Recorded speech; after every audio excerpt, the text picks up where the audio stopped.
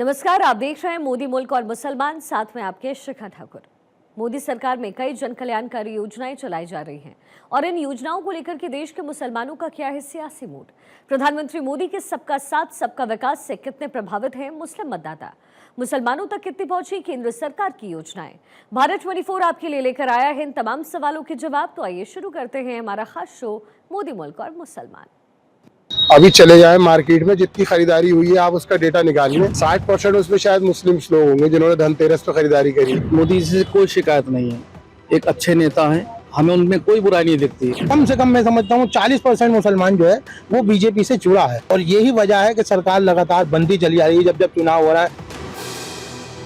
नमस्कार, आदाब। भारत 24 का स्पेशल प्रोग्राम मोदी मुल्क और मुसलमान देख रहे हैं आप, और मुरादाबाद की मुस्लिम आवाम से जानेंगे कि मोदी मुल्क और मुसलमान को लेकर क्या सोचती है मुरादाबाद की मुस्लिम आवाम। मेरे साथ इस वक्त बात करने के लिए पद्मश्री से सम्मानित दिलशाद हुसैन जी हैं, दरगाह के सज्जादा नशीन हैं, और भी मुस्लिम धर्मगुरु हमारे साथ बात करने की मौजूद हैं। मुरादाबाद एक्सपोर्ट डेवलपमेंट के नुमान मंसूरी जी हैं, सामाजिक कार्यकर्ता हैं मुस्लिम समाज को लेकर।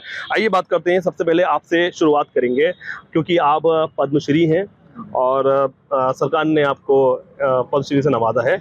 मोदी सरकार को लेकर क्या सोचती है मुरादाबाद की मुस्लिम आवाम?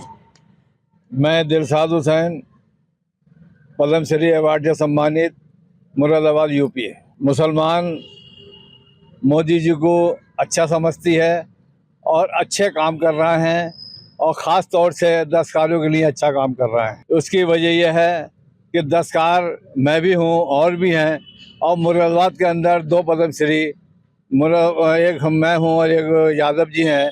तो ये बहुत बड़ी बात है कि मतलब मैं पद्मश्री, और इस सरकार के अंदर मैं इसका बहुत सरकार का शुक्रिया अदा करता हूँ। दूसरी चीज़ एक और, कभी हमने सोचा भी नहीं था, आज तक हमारे बूढ़ी चले गए, हमारा आइटम मोदी जी जर्मन लेके गए और ख़ुद देकर आए, ये हमारे लिए बहुत बड़ी बात है।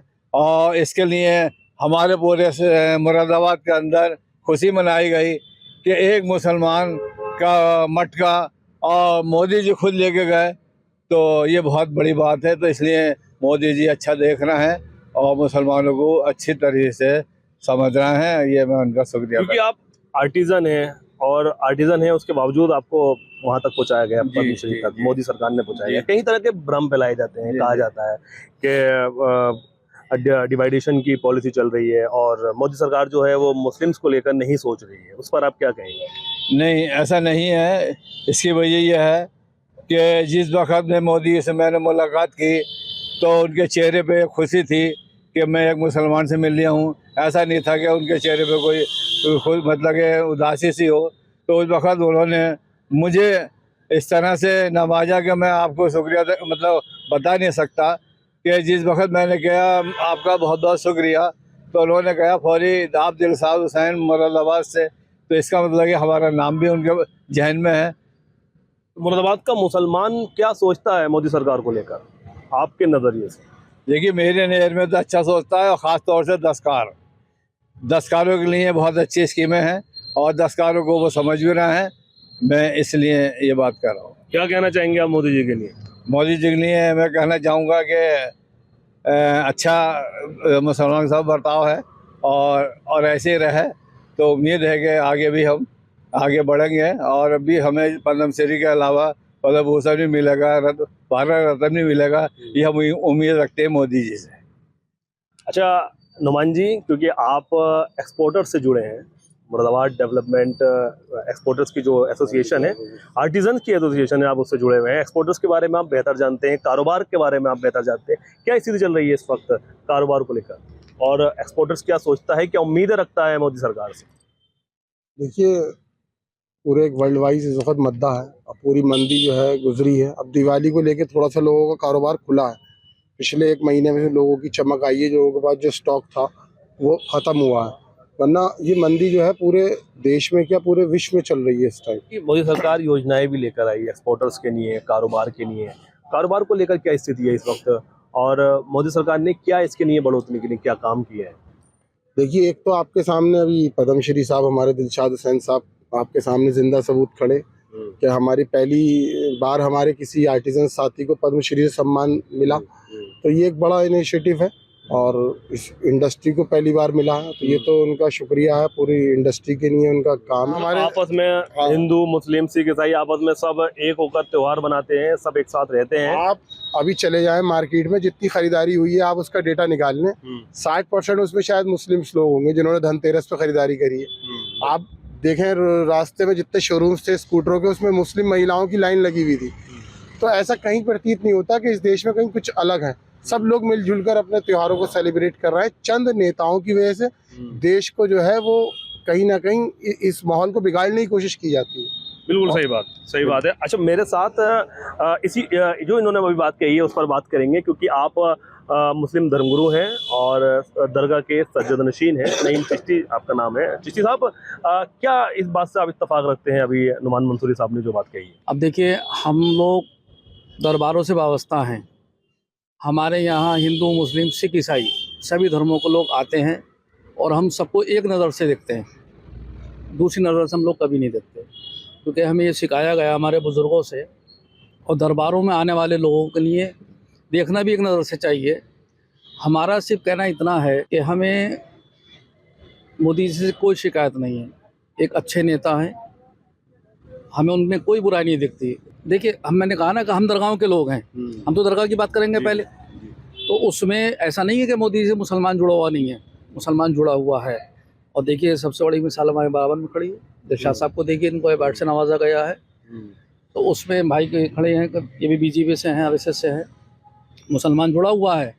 हमारी ज़ाती उनसे ना तो कोई तकलीफ़ है और ना ही उनसे हमें कोई तकलीफ पहुंची है, ना कोई पहुंचेगी। मुस्लिम्स को लेकर कई तरह की योजनाएं भी आई, शिक्षा को लेकर कैसा काम किया गया, सुरक्षा को लेकर कैसा काम किया गया, हेल्थ को लेकर क्या काम किया गया? नहीं, खैर ये काम तो खैर अच्छे हो रहे हैं, सुरक्षा भी है और क्राइम भी कम है, ऐसी बात नहीं है।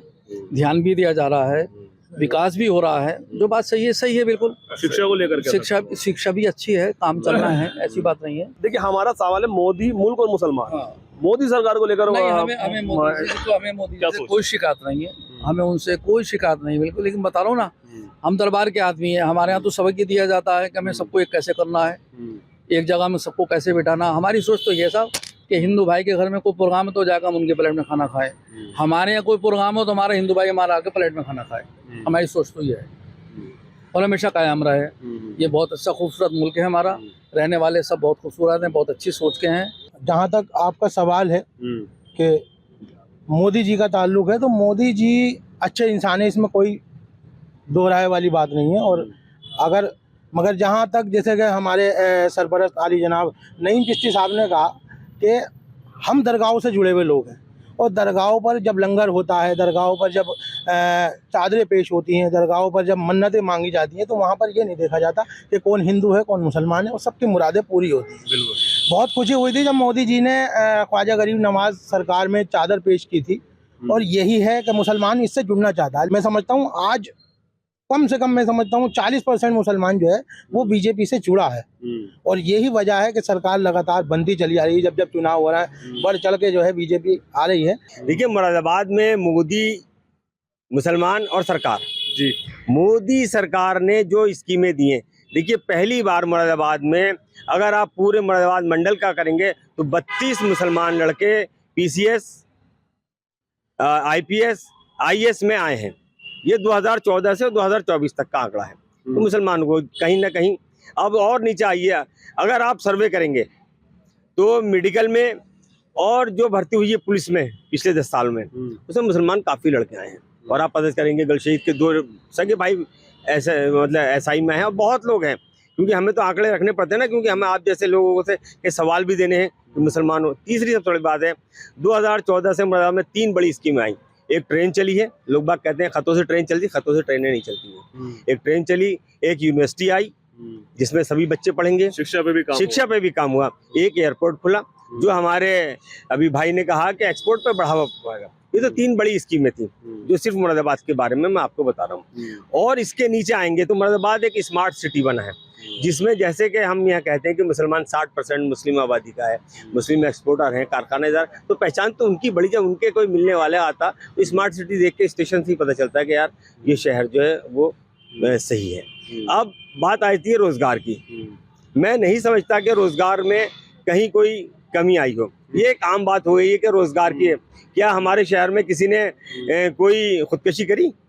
नहीं करी, नहीं है तो कहाँ परेशान है। आज परचेजिंग में देखिए आप, मुसलमान माशाल्लाह हमारी बुरखे की लाइन लगी रहती है। जितनी हमारी हिंदू सनातन बहनें उतनी हमारी इस्लाम की बहनें। तो ऐसा तो ये सब एक सियासी हथकंडा है, लेकिन मुसलमान बहुत खुश है। और मैं भारतीय जनता पार्टी में पिछले 44 साल से हूँ और पिछले 26 साल से मैं संघ में हूँ। संघ का एक मुसलमानों में काम करता है विंग है मुस्लिम राष्ट्रीय मंच में, उसका राष्ट्रीय संयोजक हूँ और मदरसा और छात्र प्रकोष्ठ देखता हूँ। इसके जो मार्गदर्शक हैं वो गुरुवार इंद्रेश कुमार हैं, जो संघ के एक बड़े प्रचारक हैं और कार्यकारिणी सदस्य हैं। फिर भी आरोप लगता है मोदी सरकार पे कि कहीं ना कहीं भेदभाव करती है। नहीं, भेदभाव कहीं कहाँ करती है आप मुझे बताएं। मैंने अभी आपको सर्विसों में बताया, कोई भी है, मैं आपको एड्रेस दे सकता हूँ उन लोगों के। हमारे बिजनौर तो नंबर 1 है, हमारा मुरादाबाद तो बहुत पीछे है, लेकिन बिजनौर के हमारे जो मुस्लिम बच्चे हैं वो IAS IPS में बहुत तेजी से आए कि खानदान के 3-3 4-4 आए हैं, आज भी हैं। अभी जो योगी जी आए थे, उन्होंने DSP की जो ये पासिंग परेड करी थी, उसमें हमारे 4 मुसलमान हैं, ये अपने ही जनपद के। तो भाई साहब भेदभाव तो कहीं नहीं है, लेकिन जब आदमी अप्लाई करेगा, देखिए 4 आए, अप्लाई कितने करा था आप मुझसे ये पूछें। अप्लाई किया था 8 लोगों ने, कितनों ने किया था। हम 5% से ज्यादा इंटर से ऊपर नहीं पढ़ पड़ते। मुसलमानों की पढ़ाई की जो रेशो है बहुत घट गया है। तो एक बड़ा बहुत बेहतर बात कही है इन्होंने कि जो मुस्लिम्स का एजुकेशन का जो रेशो है वो कम है, उसके बाद बात की जाती है कि नौकरी नहीं लग रही। क्या कहेंगे इस पर? और जितना रेशो था उसको नौकरियां दी गई हैं, इनका भी कहना है। देखिए, नौकरी तो जब मिलेगी जब हम लोग मेहनत करेंगे। जब हमारे वालिदैन ध्यान नहीं देंगे और हमारा इस पे जोर नहीं होगा तो जितना भी हैसियत के हिसाब होगी उस हैसियत के हिसाब से काम मिलेगा। इसमें तो दोष गवर्नमेंट को नहीं देना चाहिए ना। अगर हम मेहनत करेंगे, बच्चों को पढ़ाएंगे लिखाएंगे, सब कुछ करेंगे, तो फिर उनका नंबर भी आएगा, उनका नाम भी आएगा। और जब कोशिश ही नहीं करेंगे तो उसमें तो गवर्नमेंट को कहने का हमारा कोई हक नहीं बनता, वो कहने भी नहीं चाहिए। जैसे साहब, क्या आपकी क्या राय है इस बात पर? हमारे बाजार भाई जो कह रहे हैं बिल्कुल सही है, क्योंकि इनको बहुत जानकारी है इस मामले में, हमें तो इतनी नहीं है, तो इनकी बात जो हकीकत है। कई योजनाएं आपने बताई जैसे जो कि यहाँ मुल्क के मुसलमानों को उसका फायदा मिल रहा है। हाँ, मिल लिया। जैसे कि तुम्हारे विश्वकर्मा सम्मान है, उसका भी मिल लिया, उसमें कोई भेदभाव नहीं है। जो सब तरह के लोग कर रहे हैं उसके अंदर, और जहाँ वो जाते हैं ट्रेनिंग लेने वहाँ भी कोई भेदभाव नहीं है। इस तरह से कुछ नहीं है, जो बात सही है वो सही है। किसी भी तरह का, जैसे कि हमारा आयुष्मान कार्ड है तो उसके अंदर भी कोई भेदभाव नहीं है। अपना कार्ड लेके जाओ किसी भी अस्पताल में जहाँ पे उसका स्कीम है चाहे मानी जा रही, तो वहाँ पर इलाज बाकायदा होता है और अच्छे से इज्जत भी मिल रही है। कोई ऐसा भेदभाव नहीं है कि ये मुस्लिम है तो इसका कार्ड मत देखो या इसका हुक्म देखो, ऐसा बिल्कुल नहीं है। मैं इसमें मोदी जी का बहुत बहुत शुक्रिया अदा करना चाहता हूँ और आगे के लिए कहना चाहता हूँ कि कुछ लोग ऐसे हैं जिनको ज़रूरत है कार्ड की, जैसे कि वो बहुत नीचे तबके के हैं, उनका कार्ड नहीं बना हुआ है, कोई ऐसी स्कीम और मोदी जी निकाल दें जिससे कि जिनके रह गए उनके भी बन जाए। बिल्कुल बिल्कुल। तो क्या लगता है कि युवाओं के लिए क्या क्या काम हुए हैं मोदी सरकार में? युवाओं के लिए अच्छे काम हुए हैं। सबसे पहला काम तो ये हुआ है कि हुनर हाट लगी थी, फेयर लगी थी। फेयर के लिए हमें पैसा देना पड़ता है, तो यहाँ फ्री स्टॉल मिले थे हमें हुनर हाट में। मुंबई, बेंगलोर, दिल्ली सब जगह हुनर हाट लगे थे और अच्छा मतलब रेस्पॉन्स मिला था। वहाँ पे मोदी जी ने खुद उद्घाटन करा था, राजनाथ जी ने खुद उद्घाटन करा था और यहाँ से पैसे भी दिए थे वापसी उन्होंने कि स्टॉल के आपको 15,000 20,000 वापसी मिलेंगे।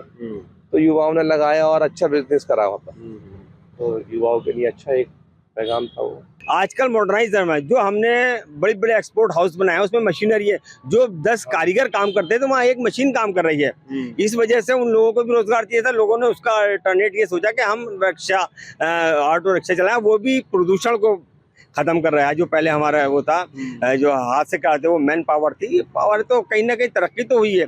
वो अगर पहले अपने जिस्म की ताकत से दिन भर में 500 रुपये कमाता था तो आज वो बैटरी की ताकत से 1,000 रुपये कमा रहा है। तो रोजगार तो मिला है हर एक में।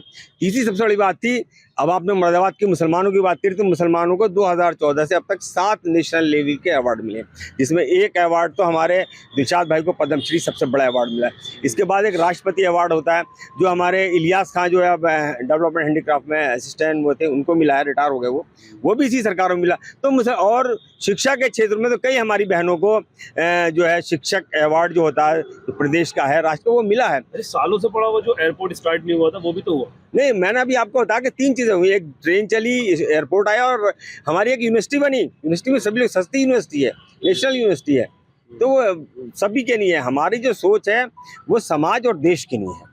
हमारे यहाँ किसी भी तरह का कोई भेदभाव नहीं आता। मैं संघ में 26 साल से, मेरी संघ आयु जो है वो 26 वर्ष है और मैं ITC OTC सब के रहे हूँ, संघ में रहता हूँ। तो मैं एक बात कहूँ, थोड़ा सा हमारे सब भाई माफ़ी के साथ से, जो हमारे इस्लामी सुन्नते तरीके थे वो आज संघ में है। हम सूरज निकलने से पहले उठते हैं और हर काम अपना खुद करते हैं और समाज और देश के लिए सोचते हैं। हमारे आगे नाम के आगे कुछ नहीं होता, सिर्फ ये होता, हमारे यहाँ कोई बिरादरी नहीं है। आप मज़ाहिर खान नाम पूछेंगे कोई नहीं बताएगा, मज़ाहिर जी कहेंगे तो आप सब बता देंगे। पूरा नाम क्या है? मेरा मोहम्मद मज़ाहिर खान, लेकिन अब वैसे मुझे जो पहचान है वो मज़ाहिर जी के नाम से मेरी पहचान है।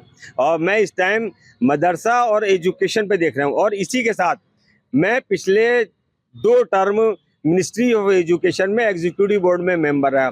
भाई मैंने जाके सबसे पहले वहाँ का बोर्ड चेक किया कि मुझसे पहले और कितने मुसलमान हैं, तो अफसोस हुआ कि मुझसे पहले जो सरकारें थी वो मुस्लिम परस्त थी, लेकिन किसी मुसलमान को उन्होंने एजुकेशन में एग्जीक्यूटिव बोर्ड में नहीं बनाया था। पहली बार किसी को बनाया तो वो संघ का आदमी बना, मज़ाहिर। अच्छा, अगर एक वर्ड में अगर पूछा जाए कि मोदी जी के बारे में, प्रधानमंत्री नरेंद्र मोदी के बारे में, तो कैसी शख्सियत है? जी, मोदी जी बहुत अच्छी शख्सियत है। जो अपराध करता है उसके घर टूटते हैं, चाहे वो किसी भी समाज का हो। उसमें अगर आप सर्वे करेंगे, नहीं तो आप मुझसे पूछे, मैं बताऊंगा आपको मुरादाबाद मंडल में या पूरे उत्तर प्रदेश में जितने अगर मुसलमानों को टूटे हैं तो उसमें हमारे और समाज के लोग, चाहे वो ठाकुर हो, पंडित हो। अगर इनकाउंटर हुए हैं तो सब समाज के हुए हैं, लेकिन वो बदमाश थे, वो समाज को कहीं ना कहीं नुकसान पहुँचा रहे थे। मोदी जी बहुत अच्छी शख्सियत के मालिक हैं। आप पर्सनली उनसे मिलेंगे, बात करेंगे तो बहुत अच्छा रहेगा। हमारे दिलशाद भाई और मुरादाबाद के बहुत से मुसलमान जो मेरे आते हैं या मुझे मानते हैं, मुझसे मुसलमान प्यार तो करता है लेकिन मेरे पास नहीं आएगा, किसी और के पास चला जाएगा। अच्छा चिश्ती साहब, आप क्या कहना चाहेंगे? आपसे ये अगर मैं सवाल करूँ कि मोदी शख्सियत के बारे में बताएं तो क्या कहना चाहेंगे? बहुत छोटे वर्ड्स। देखिए, अभी जैसे मुज़ाहिर भाई ने कहा, हमारे जितनी भी तारीफ़ें मोदी जी की जा रही हैं वो अच्छी बात है और करनी भी चाहिए, वो तारीफ़ के लायक भी हैं। मैं भी उनकी तारीफ़ करता हूँ। मुफ्ती साहब, आप क्या कहना चाहेंगे? अगर एक वर्ड पे बात करें कि मोदी के बारे में क्या सोचता है मुसलमान, कैसी शख्सियत है? मैंने पहले ही लाइन बोली थी जिसमें मैंने बताया कि मोदी जी अच्छी शख्सियत के मालिक हैं और मोदी जी की शख्सियत कितनी अच्छी है इसमें कोई दो राय वाली बात नहीं है कि वहाँ से कोई भेदभाव नहीं है। लेकिन नीचे स्तर पर जब आए और योजनाओं का जहाँ तक लाभ का ताल्लुक है, योजनाओं में भी बहुत सी योजनाएं ऐसी हैं जिसका मुसलमानों को भी लाभ मिल रहा है और सभी जातियों को मिल रहा है। और ऐसा नहीं है अभी जैसे यहाँ पे ये क्या नाम है, मोदी जी विकास वाला ये मकानों वाला योजनाएं थी, तमाम इसमें हिंदू को भी मिले हैं मकान, मुसलमानों को भी मिले, सिख को भी मिले, ईसाई को भी मिले। तो यहाँ पर तो कोई भेदभाव नहीं है। 3 तलाक जो खत्म की गई है ये भी मोदी सरकार ने खत्म की है। देखिए, जहाँ तक 3 तलाक का मामला है तो 3 तलाक का हमारी शरीयत का मामला था और वो ज़्यादातर हमारे आलिम लोग उसके बारे में जानकारी देंगे, क्योंकि मैं दरगाह का सज्जादा नशीन हूँ और मैं जो है मैं आलिम नहीं हूँ। अच्छा। तो इसके बारे में तो हमारे आलिम ही बताएंगे। मतलब मुस्लिम महिलाओं को फायदा हुआ 3 तलाक से? महिलाओं को भाई साहब देखिए 2 बड़े फैसले करे मोदी सरकार ने। 3 तलाक का किया और एक हज को जाने की, जो हमारी बहनें थी जो नहीं जा पाती थी, अब वो अपनी अकेली भी हज को चली जाती हैं। तो ये 2 बड़े फैसले हैं। इससे मुसलमान समाज में फ़र्क तो पड़ा है। अब हम माने या नहीं माने, मुस्लिम वोट तो मोदी जी को मिल ही रहा है, चाहे भले ही वो 4% मिले या 5% मिले। हम वोट की राजनीति कर भी नहीं रहे, हम समाज को आगे बढ़ा रहे हैं। हमारी जो है तालीम, तहजीब और तरक्की। और आज मैं आपको बता दूं, मुस्लिम राष्ट्रीय मंच जो संघ का एक अनुषंगी संगठन है, जिसको गुरुवर इंद्रेश कुमार मार्गदर्शक हैं, वो आज हिंदुस्तान का सबसे बड़ा मुस्लिम संगठन है। हमारे पास 5.5 लाख मुस्लिम उसके कार्यकर्ता हैं और 312 ज़िलों में हम स्टेबल हैं इस टाइम हिंदुस्तान के। 22 स्टेट्स में और कैपिटल सैनिटरी में हैं। तो और उसका लीडर कौन है ये देखें आप। उसका लीडर जो पिछले 24 साल से चला रहा है वो इंद्रेश कुमार, जो संघ का एक बड़ा हुआ है। आज तक कभी आप जुड़ रहा है साथ में मुस्लिम आगे भी। जुड़ा नहीं, मुस्लिम बहुत बड़े काम किए हमने। हमारा नारा है तालीम, तहजीब और तरक्की। आधी रोटी खाएंगे, बच्चों को पढ़ाएंगे, ये हमने कहा है। आज मुसलमान हर हमारा जो बड़े बड़े दरगाह हैं, बड़े बड़े हमारे उलमा हैं, वो कहते हैं बच्चों को पढ़ाओ। भाई 60 साल से तुमने क्यों नहीं इस काम को, ये कोई डिग्री कॉलेज नहीं खोला, कोई इंटर कॉलेज नहीं खोला। एक संस्था 2023 में बनी थी, एक संस्था 2025 में बनी थी। 2025 में जो बनी थी उसकी लाखों स्कूल हैं, 2023 में जो बनी थी उनके मेरे ख्याल से पोरों पे भी स्कूल नहीं है। तो ये तो हमारी है, जिसके मैं किसी को दोष नहीं देता। इसमें हमारे बड़े लीडर भी दोषी हैं और हमारा मुस्लिम समाज भी है। आज मुरादाबाद का आप सर्वे करेंगे तो जितनी दुकानें खाने की खुली हैं मुसलमानों की, हर मोहल्ले को खाने का एक हब बना दिया गया। क्या किसी में कोई मुस्लिम कोई लाइब्रेरी है जहाँ वो पढ़ सके कि हमारी दुनिया में क्या हो रहा है, हमारे शहर में क्या हो रहा है? कोई स्कूल खुला है? अच्छा, अगर हमारे सनातन भाई मतलब मुझे माफ़ करना कहना चाहिए गोकुलदास, प्रताप सिंह और ये सब स्कूल नहीं खोलते, हमारी बच्ची कहाँ जाती? तो इस चीज़ को सोचने की जरूरत है, ना कि होटल खुलवाने की। कि हमारे बड़े बड़े उलमा, हमारे सांसद हैं, जाके होटलों का फीसा काट रहे हैं। ये भी तो कहते हैं कि भैया एक आध स्कूल खोल दो, लाइब्रेरी खोल दो। शिक्षा पे ध्यान नहीं दिया मुसलमानों ने, कहना इनका ये है, शिक्षा पे ध्यान नहीं दिया। ये तो खैर है, लेकिन अब ध्यान है जो पहले के मुकाबले पे। अब हर क्या नाम है, कारीगर भी है तो अपने बच्चों को भेज दिया है। उसका एक जहन बना हुआ है कि मुझे अपने बच्चों को पढ़ाना है। महिला सुरक्षा को लेकर क्या कहेंगे? 3 तलाक खत्म की, अब महिलाएं क्या लगता है कि संतुष्ट हैं इस सरकार में? हाँ, महिला खुश हैं, कोई ऐसा नहीं, खुश है। कोई बुरा नहीं कहता कि ऐसा वो मोदी ने अच्छा नहीं करा, वो नहीं करा, सही है।